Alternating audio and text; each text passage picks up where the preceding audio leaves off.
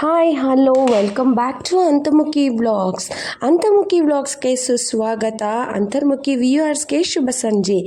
ಈ ದಿನ ನಾನು ಉಪ್ಪಿಟ್ಟು ಮತ್ತು ಕೇಸರಿಬಾತ್ನ ಶಾರ್ಟ್ ವ್ಲಾಗ್ ಮಾಡಿ ಹಾಕಿದ್ದೀನಿ.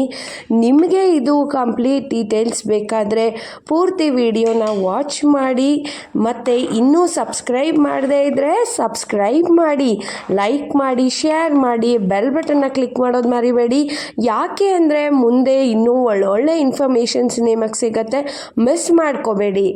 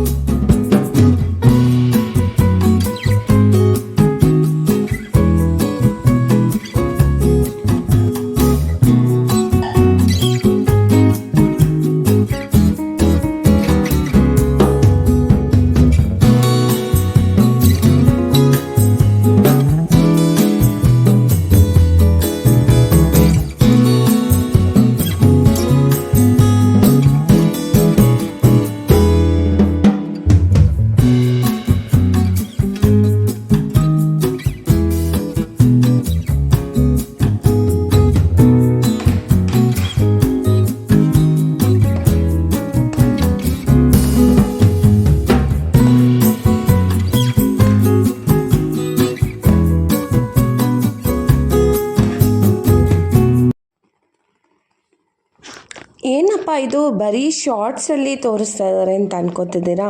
ಸೊ ಏನು ಪ್ರಾಬ್ಲಮ್ ಇಲ್ಲ. ನಿಮಗೆ ಇದು ಡೀಟೇಲ್ ಆಗಿ ವಿಡಿಯೋನ ಡೀಟೇಲ್ ರೆಸಿಪಿ ಬೇಕು ಅಂದರೆ ನಾನು ಇದಕ್ಕೆ ಕಂಪ್ಲೀಟ್ ವಿಡಿಯೋ ಲಿಂಕ್ನ ಅಟ್ಯಾಚ್ ಮಾಡಿರ್ತೀನಿ ಡಿಸ್ಕ್ರಿಪ್ಷನಲ್ಲಿ.